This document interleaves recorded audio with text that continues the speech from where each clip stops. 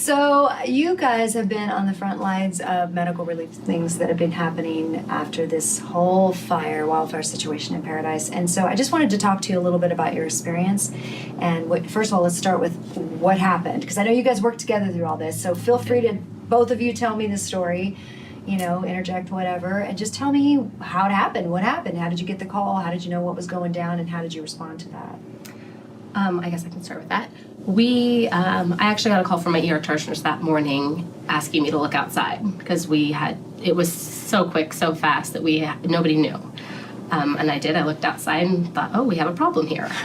So I immediately called my administrators and we immediately huddled, and that's when we met up. At that point, that was about 8 o'clock that morning. And by then, fire was in our parking lot. Wow. And it was get these patients out now.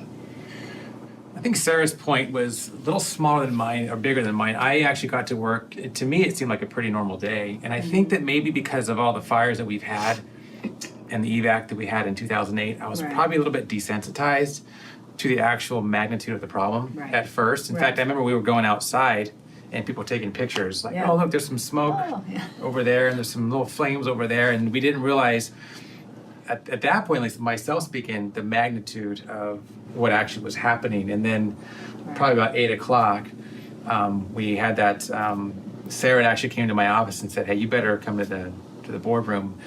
And then we're like, well, this is actually a pretty big deal and this is spreading pretty fast. Right. And then we her and I went our separate ways, and I went to my floor to gather the staff on my floor and to start the evaluation on my unit. And then, and at that point it was all hands on deck. Yeah. All of our managers went to their units because all the managers were at the meeting. Everybody went to their units, and I went to one of the largest units to help them because there's just so many. So that was the majority of the patients, and we all went to the units, and we got patients in wheelchairs if they could. If they could walk, they walked with us, gurneys, and we all went up to the ER because there was an ambulance bay where we could get everybody in their particular car they needed to be in to get out of Feather River, off the mountain at least. And we did. It was beautiful. The way the team worked together, it was awesome. I mean, I can't even talk about our staff that day was amazing. Everybody from the secretaries to EVS workers, our students, everybody was amazing. Everybody helped. Yeah. We got them out, what was it, like 19 minutes or something? One of the gals I was talking to yesterday said that we evacuated 39 patients in 2008, took us 4 hours, and we evacuated 67 patients, and it took us, I think it was 39 minutes or something like that. I mean, it was, so it was one of those things that we just really, again, you practice it. And I think organization has to practice it, but nobody really takes it that seriously because it never happens.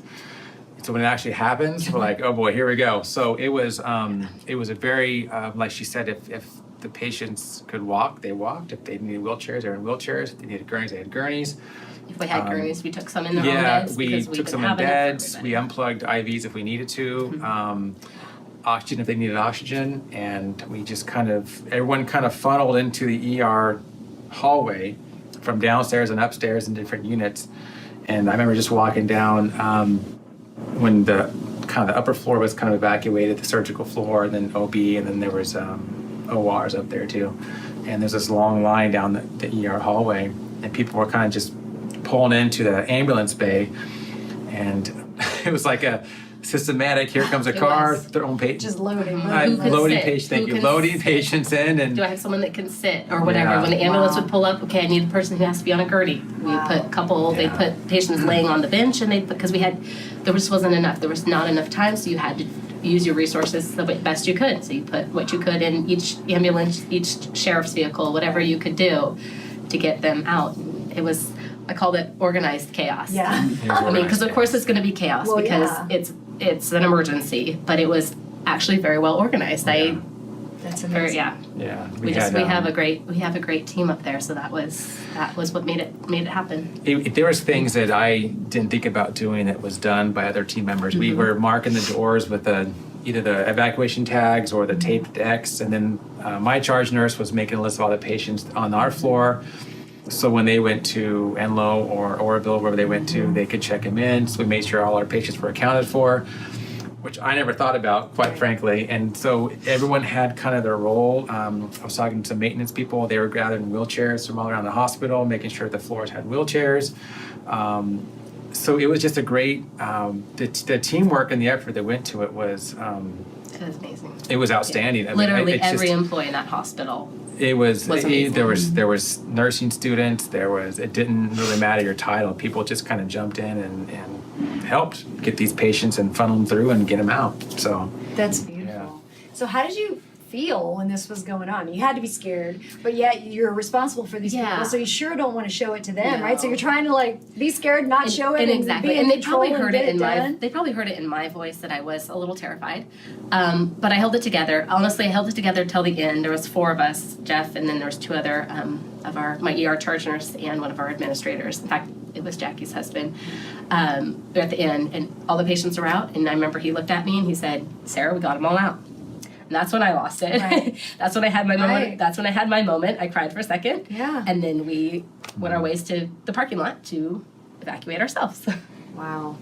So you got all the patients out, and then you evacuated yourselves. Then what? Then there's this process of trying to, where do we take these people? Like, did you have to Well, walk that out, or did they get immediately moved elsewhere? we had determined once the patients were out, we knew what they were. Enloe could take all of our patients. So if they're able to go to Enloe, they went to Enloe. Okay. If they got stuck, they can go to Oroville, kind of thing too. But we knew where the patients were going for the most part. Okay. We were going to send, because Inlo set up a triage for us, so we were sending all of them there, and I believe from there, I never made it to there, Right. but I believe when they were there, Inlo triaged them to other places. They took what they Right. could take, Right. and then what they couldn't take, they sent to other facilities to take care of those patients. So that was great. They Because of the stepped up, time too, they to did. help you. Inlo has been amazing to us. They Yeah. stepped up, took care of the patients, and because they knew we didn't have time, we had to send them all somewhere. Right. And so they said, send them all here, and we'll figure it out. And they did. Yeah. They figured it out from there for us. That's was amazing. amazing. So how does your personal story continue from that moment? What did you do then? Was your home at risk? At that point, I thought my home was gone because I live very, very close to the hospital. So I was, I kind of already knew it was one of those things where And where was your I mean, family? I knew my family had gotten out because my husband was home with my kids that day, luckily. So he had gotten them out early because I had just, that morning when you thought, oh, people would take a picture of Yeah. the smoke, I had texted him and said, hey, there's a fire. You might, want to think Wow. about getting the trailer together. And luckily he did. Wow. At that point, you're thinking, it's just another fire. They happen all the yeah. time. I actually didn't. So the patients had kind of dispersed, and I was inside the building at some point for the half an hour, 45 minutes it took. And then I remember all the patients were gone, and then I saw Sarah and a couple people upstairs in the ER. We kind of swept that unit again to make sure that even Right. the Everybody was employees, out. guys, last one out the door were Right. gone. We are all gone together now. And I didn't realize how big the fire was even until I stepped outside. I'm like, wow, it is from the time that it had grown from, oh, there's some smoke, a few flames, to diverting the patients to now walking outside and seeing And how big it's it was. all I'm around like, wow, you. it is right there on our doorstep, all around us. And I had no 360. that plan. I remember I called my wife when. Well, so what happened was Sarah and I got into a car, and then I saw one of our team members on it's kind of a side road to our parking lot. Right. And I got out and started yelling for him to find him, like, come Yeah. on, let's get in the car, we gotta Right. go. And then I couldn't find him, and somehow I think Sarah and I caught up again. Mm-hmm. We decided, the car we had gotten into, we decided to get in a car with someone because it was gridlocked to get out of the parking lot. Right. It wasn't moving. Right. You couldn't move anywhere. Right. There were so many people trying to get out. So we decided to get in cars with other people Right. to save Right, room, right. save car room. Yeah. So we kind of car jumped for a while. We ended up somehow together in a group with a couple of our other friends, with Cassie and Chelsea.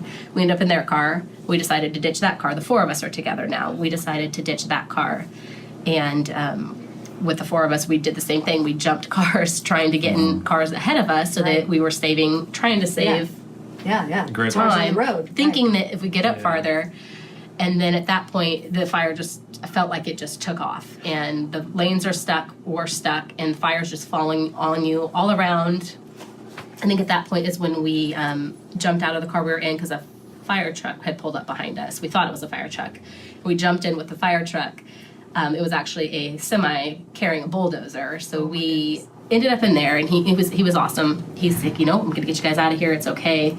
He ended up finding there was a sheriff behind us. So he ended up putting us in the sheriff vehicle, who turned around. So now we're going to go south on Pence.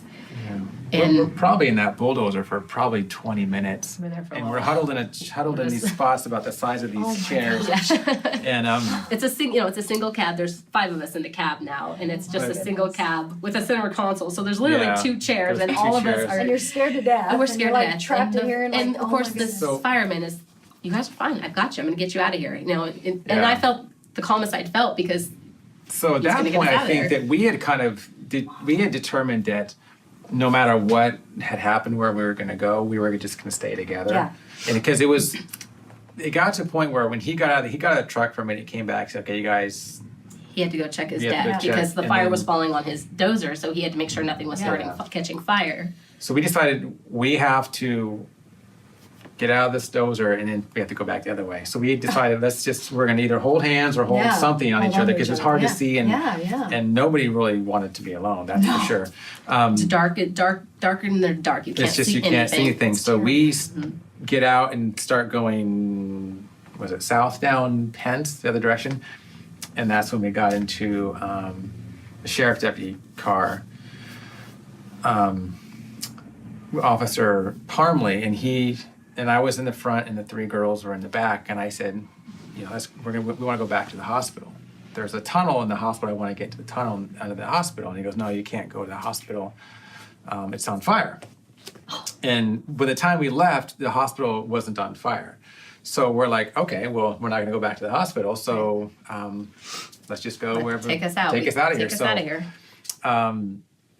So at that point, I'd already called my wife a little before that and said, hey, listen, we're surrounded by fire. We're okay. We're safe. I'm not sure how to get out of here, but we're safe. I know she had called her husband as well. I had called my family And already. her family I and had told told them- them goodbye She because told I them didn't goodbye. think we were going to get out. So we're driving down Pence now, and I hand my phone around because it's a cop car. So there's a screen, of course, behind us. You can't, it's a cop car. So I hand my phone around to the cracked window and to the girls because I had a cell service and they didn't, and they were calling their families and basically, kind of saying their goodbyes. And so we're driving down Pence and we turn down Pearson Road, which is a kind of a side street that kind of goes downhill and goes back up the hill.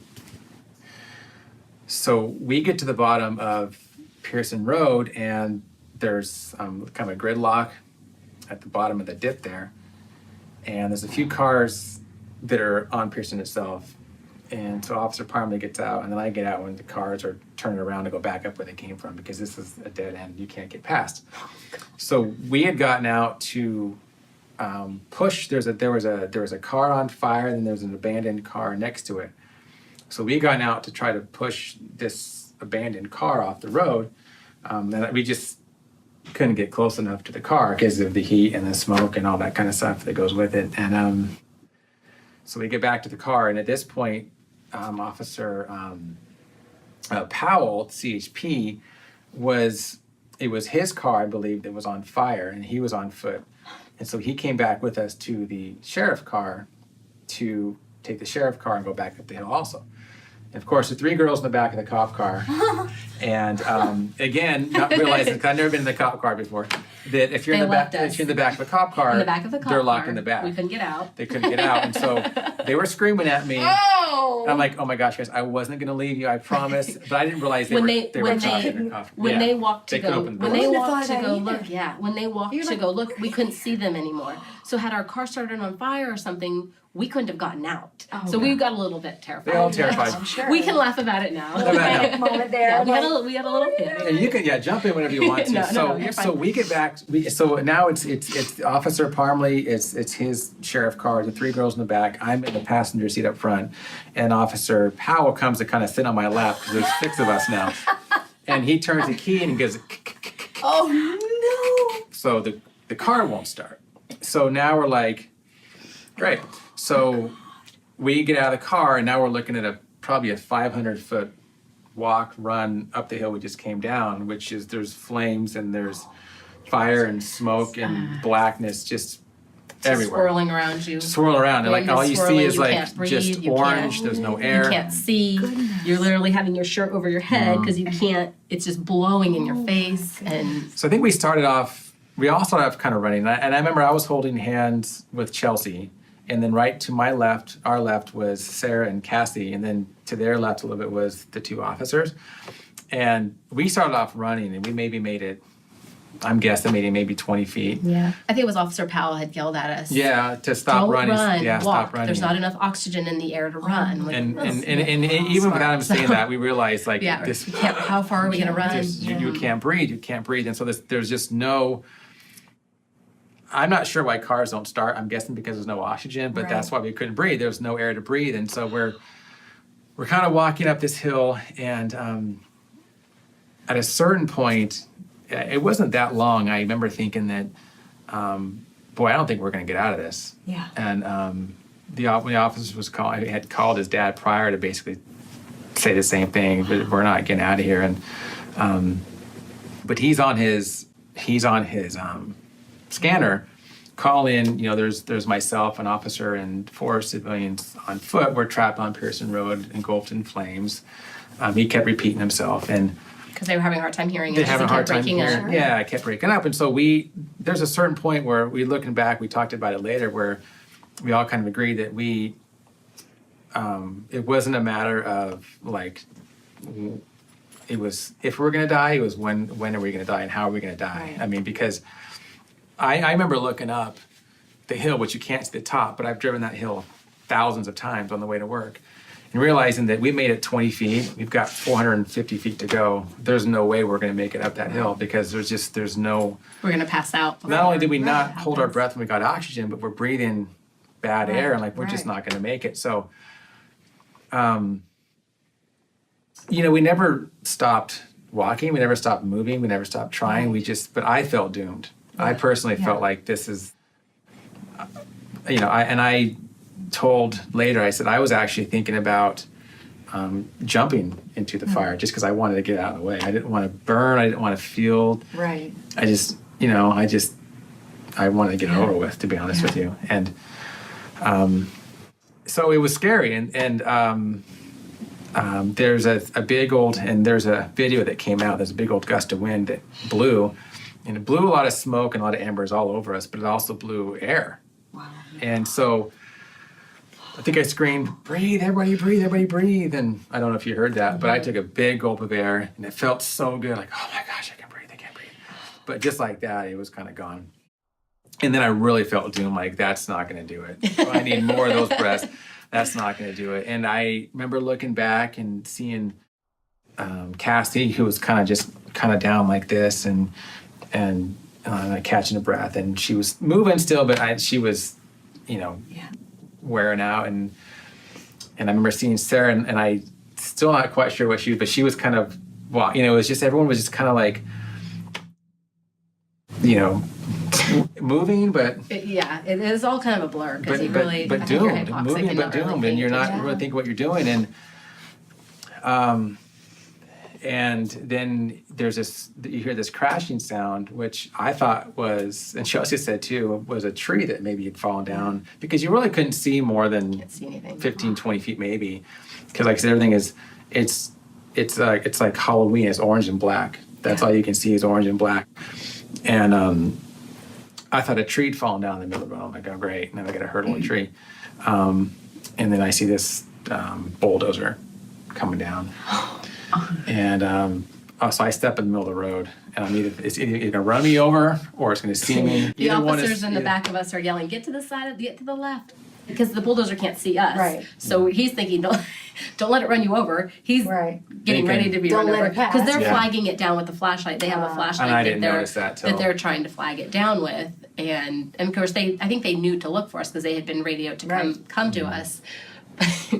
Anyway, so then the bulldozer came, and I ended up getting in there with Cassie and not realizing that there was a fire truck behind it. Oh. And they had all gotten in the fire truck, so we kind of had lost contact with each other. So we thought, oh my gosh, we thought they were still left, they thought we were still left, and then we realized that our bulldozer operator had radioed back, hey, do you have room for 2 more? And realized that, they're all back there in the fire truck. So we ended up back in the fire truck, and the fire truck then took we were us. screaming for each other. I was screaming Right. for them. They were screaming for us because we didn't realize, and we were probably 8 feet away from each other. Wow. But didn't realize they'd gotten in the bulldozer, we got in the fire truck, but we didn't see each other get in any of them. Right. And we're screaming, "Where's my friends?" And they're screaming, "Where are they?" You know, and so, and then We all ended up back in the fire truck, and then truck. the fire truck took us back to the hospital because there was no way out. So we ended up back at the hospital, and then that's when, and luckily, because then the bulldozer operator kept going, and he ended up saving many more of our friends who were trapped on the other side of that accident,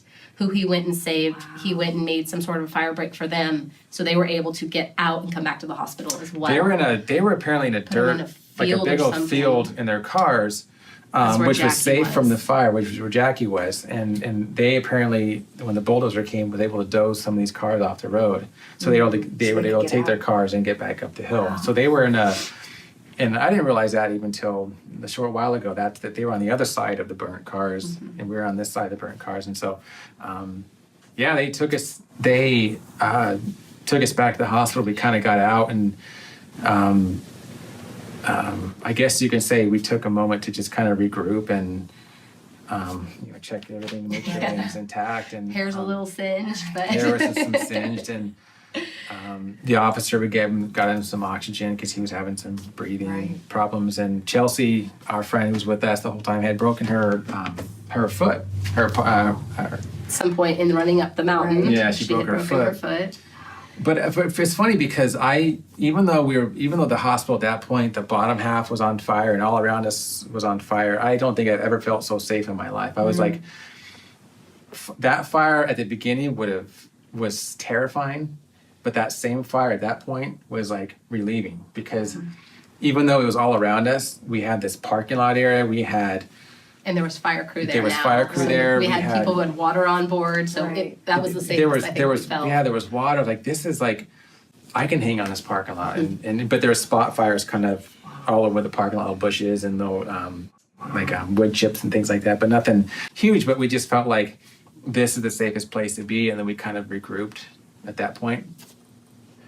And then slowly, kind of people start showing up, and that had been also turned around at either north of Pence or south of Pence, at some direction they had been turned around. They were employees, physicians, community members. Some patients had to come back that didn't quite get out all the way. And so at that point, we all just kind of converge, and at least in groups of 2, sometimes groups of 3 or 4, but never single would go, because the hospital, of course, is the alarms are going off, the power's out, and it's just, you can't see anything. It's black. But nobody wants to be alone. So we're going to this hospital with flashlights and headlamps and just pulling out supplies. I mean, everything: blankets, food, water, equipment, medical supplies, bandages. Everything you can possibly think. We went in there several times just to grab things, come out, and set up a little triage area outside. Little makeshift ER outside the ER, because we didn't want to do it in the building. Well, it's dark. You can't really do it in the building, but it was just right outside the building that we set that up. Yeah. And just treated patients or people that would come back. And that, to me, honestly, was the most, that, along with the evacuation itself, was like the most beautiful, amazing experience that I've ever really been a part of. Choking up already, I've said this 1,000 times, but it's, I always say, my thing is, it didn't matter at that point what kind of badge you wore. It didn't even matter if you were in the medical field or not. Yeah. It was just teamwork. People finding something to do to help somewhere for someone or something. Right. And it was not chaotic. It seemed very controlled and very, there was purpose to it. Mm-hmm. We had areas where we had gurneys and pumps and medical supplies. We had areas where we had the food and the water. We had areas where we had, we had a circle of chairs for the people. We had, it was just oxygen tanks were in a certain place, and we had away from the flames, right? Away from the flames, and there was just and it was just organized, efficient as well as you possibly could be. And my time span is gone. I don't know what time it was, how long we were there, probably a couple hours. And then at a certain point, we noticed that it looks like there's some smoke coming from the ER, on top of the ER, which is where we're kind of underneath the ER, a little awning. And Okay, great. So we decide we're going to move to there's a helicopter pad that's probably 100 yards away, kind of around the corner through the parking lot. And the fire had already there's some bushes that surround the helicopter pad. It's a big circle Like open concrete field, obviously, for the helicopter to land. And the fire had kind of gone through the bushes, and so that was like perfect. So we took all the supplies, all the patients. We had the supplies in the middle of this big round concrete slab, and we had the patients on the outside, and we had the supplies on the inside, and kind of doing the same thing there, kind of sort of getting ready in case more people came back, and then thinking at first there was more to come back, and then realizing after half an hour or so that this group is all we're going to have here. And at that point, it was, I don't think even then, for personally, I really reflected on what we'd gone through. You're still kind of in adrenaline mode, and didn't stop to think about, gosh, this fire has just ravaged this entire town. Right. And you're watching all the outbuildings and our lower half of the hospital just burn. You're sitting there watching your hospital just burn, and every building around you is burning. And you're hearing this propane tanks going off like bombs, and boom, and then boom, and then boom, and yet I felt so safe. I mean, like I said, that was 3 hours ago before I'd gone up Pearson Road on foot. I would think this is the most terrifying thing in the world, but for some reason I feel like this is the safest place in the world for me right now. And there's bombs going off all over the place, and I think we're all just kind of happy to be together, a huddled mass together, and fresh air to breathe, and but it was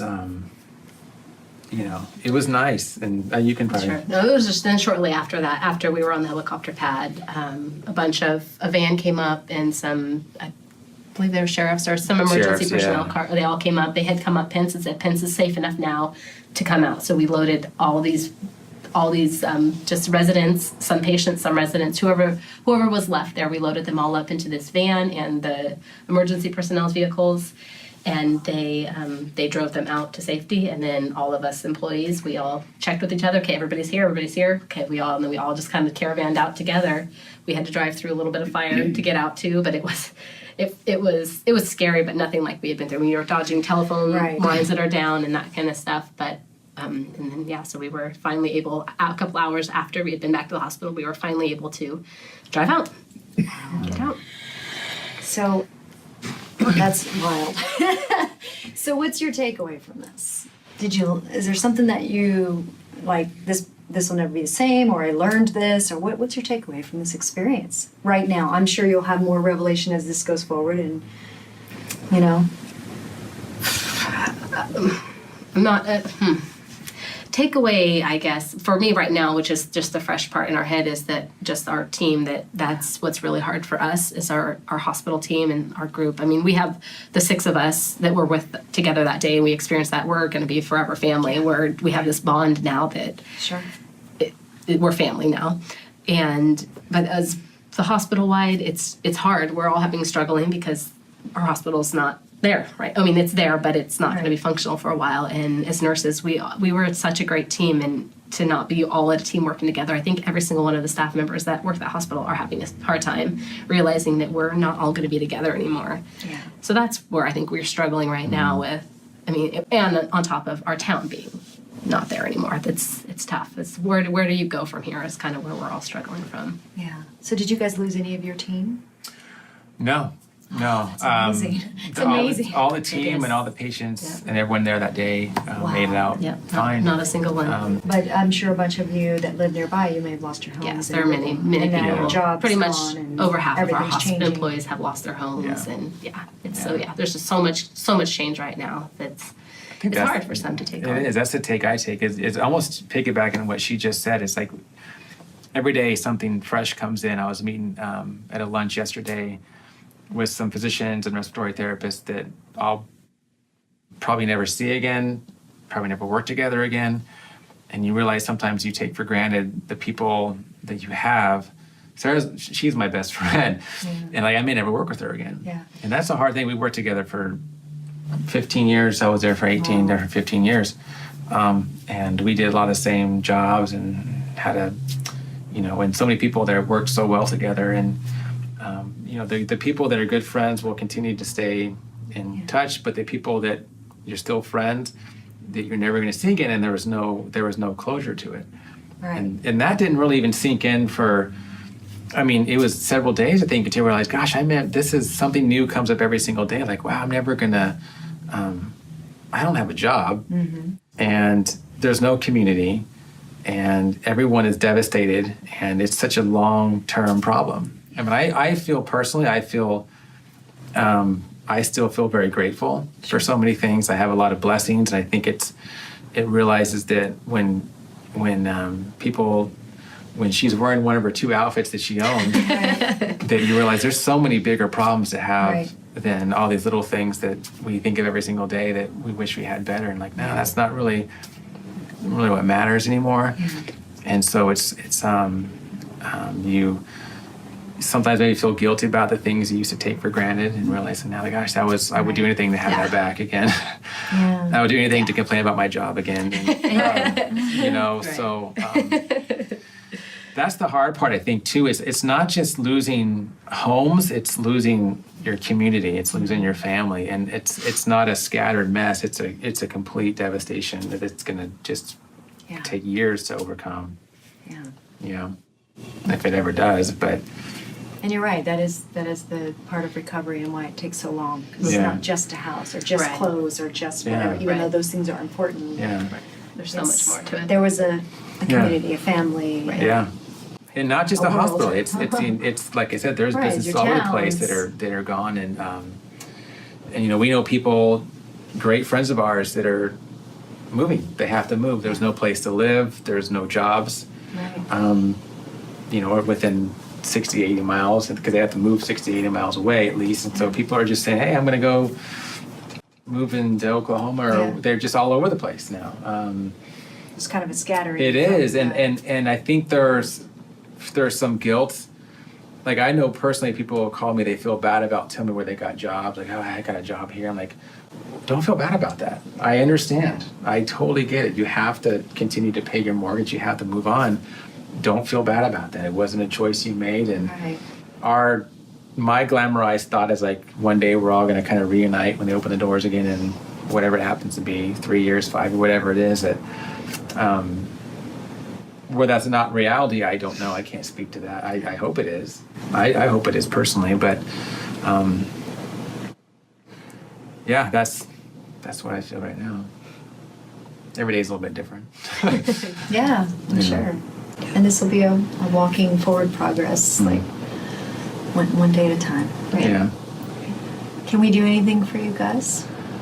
No, I think honestly, as nervous as interviews make me feel, it is good to tell the story. It is good because I think it does help to process things that happen, and it's nice when you hear other people's stories too. Everyone had a different, their own version of what happened that day, and I remember, like I said, the group we had yesterday, there was a group that actually stayed back in the hospital, and which is probably the smartest group of all of them. But tell us what they did during the couple hours that we were gone doing our little misadventure. And it's just interesting hearing what everyone kind of did, but they were worried about. One guy said, I remember when you guys left, I thought maybe I'm never going to see him again, because they see us walking on foot into fire, or smoke at the time.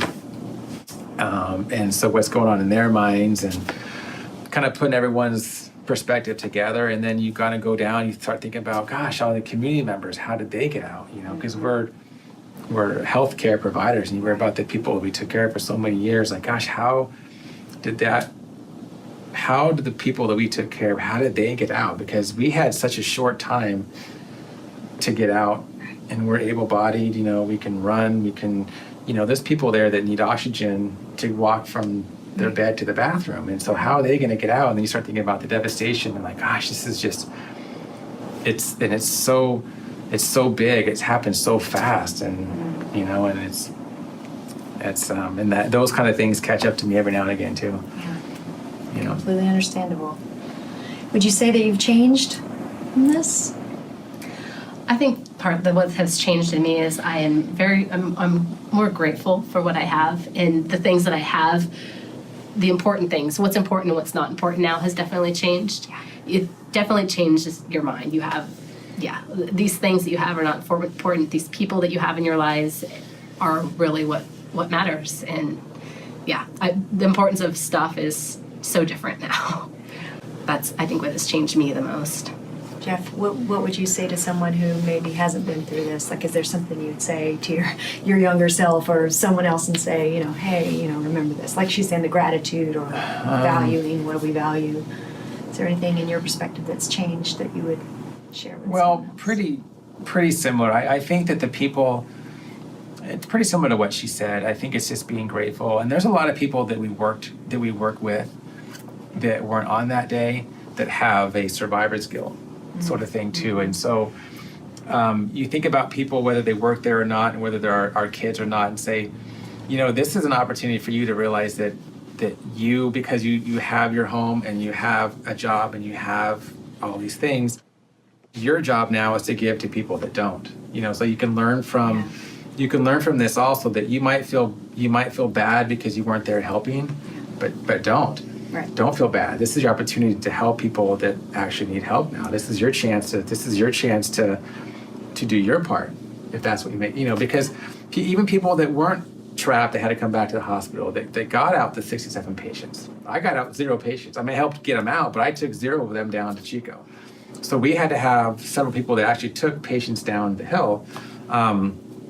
Why do you feel bad about that? You helped get these people out of here. If it was another 15, 20 minutes, we would have been trapped with 200 people there and not enough to take care of them all. So I just think it's letting people know, my kids know that again, don't take this for granted.